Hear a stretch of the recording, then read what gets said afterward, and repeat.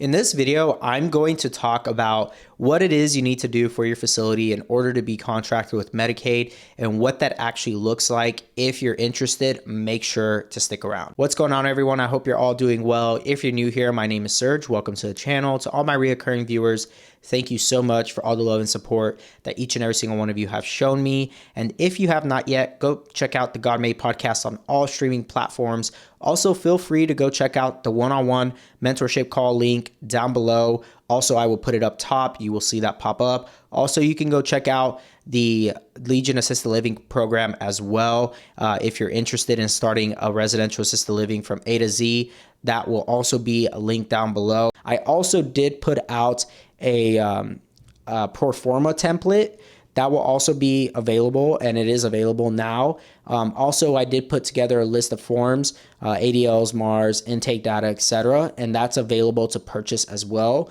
That will also be down below. And then also feel free to go check out Valley ALF Ventures if you're an operator looking to potentially lease, or you are a investor who is looking to passively invest in a couple of our deals that we're putting together. I'm excited for some ones that we are putting together at the moment. And so if you're interested, make sure to go check out valleyalfventures.com.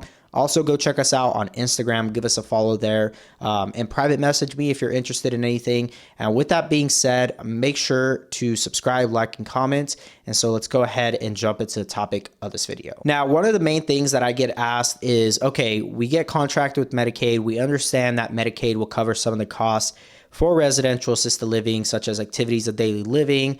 They'll pretty much give you a daily rate that they will pay you for the housing aspect of what you're providing. And so at that point, how do you get these residents? That is a question that I get pretty frequently. And so with Medicaid, the issue is not a matter of getting those residents. There are millions of elderly who are on Medicaid and have qualified, whether it be from their health, finances, so financially, if they qualified.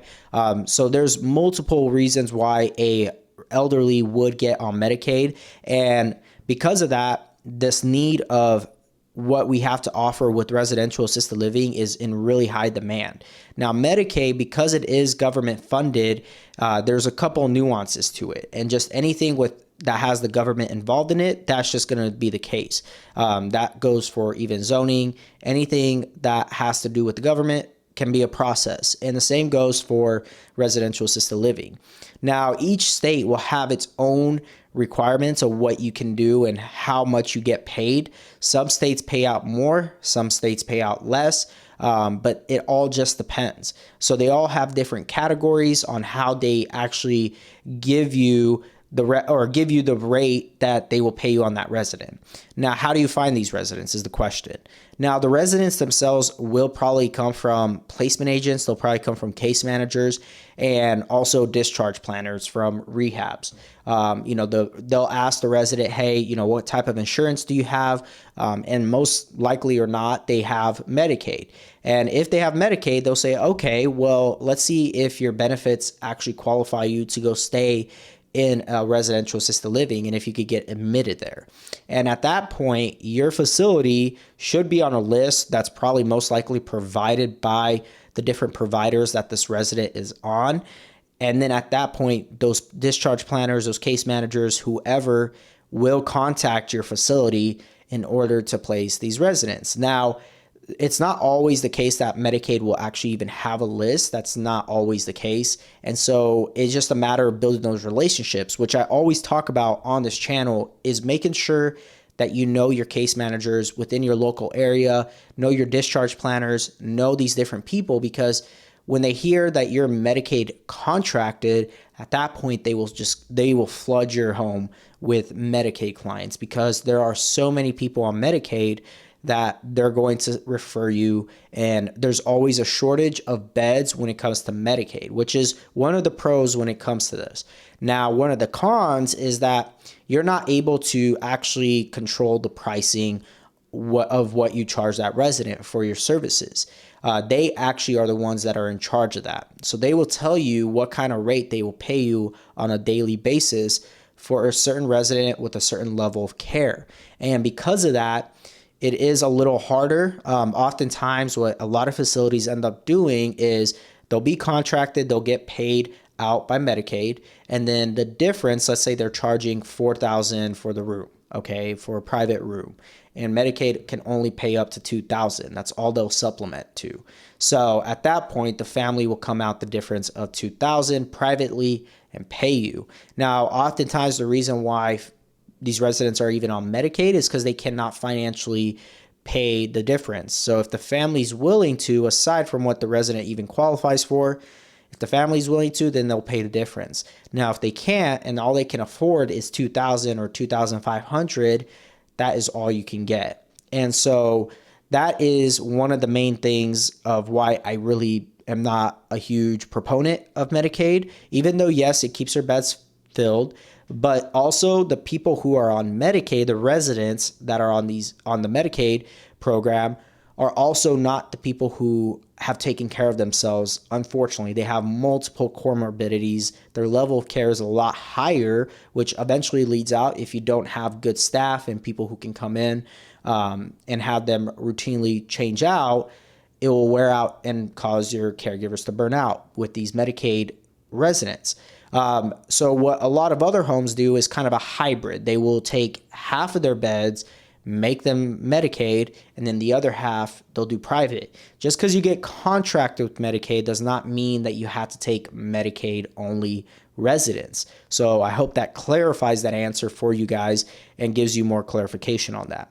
Now, like I said, the way you get these residents is by touching base with all the local people within your area. And I think a lot of people oftentimes overlook this and underestimate it. They don't realize the footwork that actually has to go into building these relationships. They think that just because they call or send a card or stop by their office once or twice, a year, it's a constant relationship building thing. I'm still in constant contact with hospices, case managers, etc., and to continue building those relationships, because one thing will lead to another. Now that I have multiple facilities with multiple operators, I can just refer them to these operators, which is a really great thing. And so you have to keep that in mind. Now, once you do get contracted with Medicaid, there are these people who are called providers, meaning because it is a state-funded program, it gets passed through to providers. Now, these providers are usually the ones who have insurances. They're the ones who a resident or an elderly may have insurance with. And so because of that insurance, they pass that through and into their Medicaid arm, I guess you could say. And then at that point, if you're contracted with these providers, it could be 3 or 4 different main providers within your local area.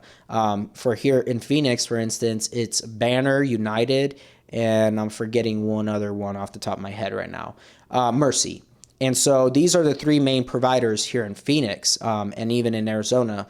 So you have to look into who the providers are. Now, these providers only give out a certain amount of contracts within a certain amount of homes within an area. So that's another nuanced aspect of this. It's not like you can just go and apply and instantly get a contract. They do contracts biannually sometimes, maybe annually, or maybe it just all depends on how they structure giving these contracts out. And you have to renew them. It's not like it's just a one-time thing.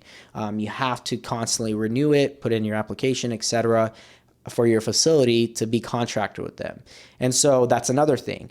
Now, if you're only contracted with one provider, and let's say a resident was with a different provider, well, you can't really take that resident and expect to get paid out by Medicaid, even though they are on Medicaid, but they're with a different provider. So I hope this is kind of making sense at this point.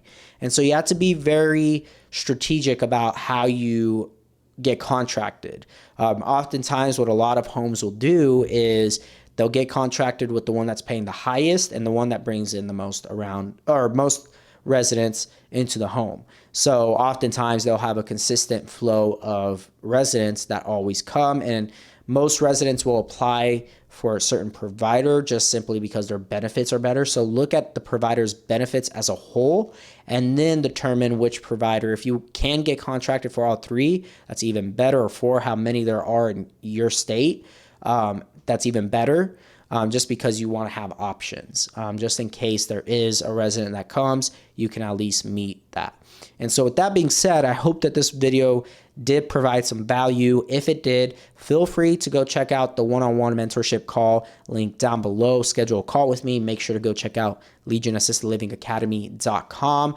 I also did put out a pro forma template that will also be available, and it is available now. Also, I did put together a list of forms, ADLs, MARs, intake data, etc., and that's available to purchase as well. That will also be down below. And feel free to go check out valleyalfventures.com.